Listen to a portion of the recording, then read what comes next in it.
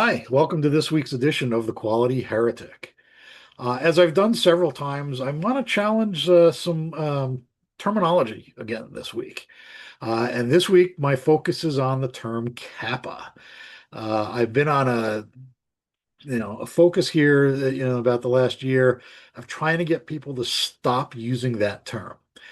It's been around for a long, long time. I get it. It's what we've all been taught about. We all use it. I still use it quite a bit because it's convenient. But the problem is that one, either people don't really understand what the acronym stands for. A lot of people say, oh, it stands for corrective and preventive action, which is wrong. What it stands for is corrective action slash preventive action, CA and PA. And the problem in using that term, either way, is that it sounds like a single process, that these things are somehow related to one another. And they're not. They are mutually exclusive processes that you have to do in different ways with different triggers. The process themselves look very similar, but their origins are very different. Corrective action is what you do when things have already gone wrong, right? Something has already been identified as non-conforming. Now you have to do corrective action to make sure it doesn't happen again. Preventive action, as the word would imply, is what you do before you have anything that's non-conforming so that you don't end up there, right? You're preventing occurrence, whereas corrective action is preventing recurrence.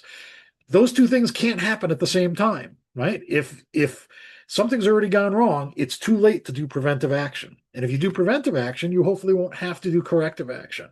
So you need to keep them separate. The origin of this go way back, and if you're in the med tech industry, I think a lot of it has to do with the FDA regulations, 21 CFR Part 820, their regulation for good manufacturing practices. Combine them into a single section. And the person who's kind of the primary author of 820 a long time ago, she's admitted now that she kind of came up with this easy acronym of CAPA, and it was probably the worst mistake of her career because of it keeps creating this misunderstanding of the purposes of these two processes.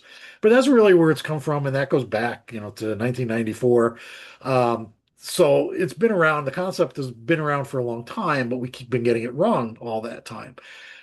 So I keep encouraging people, talk about corrective actions, talk about preventive actions. Stop using the term CAPA. If you look at the latest version of like ISO 9001, there is no section called preventive action anymore, right? When you get to that last area where they talk about corrective action, there isn't a section on preventive action that follows it. Preventive action is discussed as part of risk management, right? Because it's the forward-looking stuff. So your corrective action processes and activities should be connected or triggered by everything else in your quality system when something doesn't go as expected, right? And then you go, all right, now we've got to address corrections and corrective action. And hopefully you know the difference between those two topics. I'm not going to dive into that today. Maybe that'll be a good another video to talk about the difference in those two terms. And then, like I said, you're trying to address something that's already gone wrong and make sure it can't go wrong again. Preventive action, though, is tied into your ongoing metrics gathering, your plan, do, check, act cycle, continual improvement, which is what you now see, and risk management, right? Because risk management is supposed to be about looking forward and avoiding risks. So again, all of those processes are forward looking, right? Trying to head off things. Whereas when you're into corrective action, it's related to all the things where you're looking at lagging indicators and go, oops, something went wrong. So we need to change our thinking on this because they don't go together. And the problem is, like when I do audits of companies and I look at their CAPA process, right, they have a single CAPA form, and oftentimes they require people to create a plan with both corrective and preventive actions. And it's like, you can't do it. It's too late to have preventive. Um, and then they're they typically don't write anything where they check the box for PA. Everything is a corrective action, right? Which means you're missing those opportunities of looking at your trending during management review and whatever other metrics gathering you're doing in quality planning, again, risk management, and you're not then documenting formal actions to take as a result of what you're seeing there. And so you really need to separate these two things and get people thinking that one is for one thing and one is for the other, and keep them separate.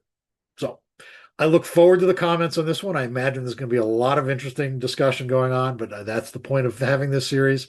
So please comment below, keep it professional, and we'll see you next week.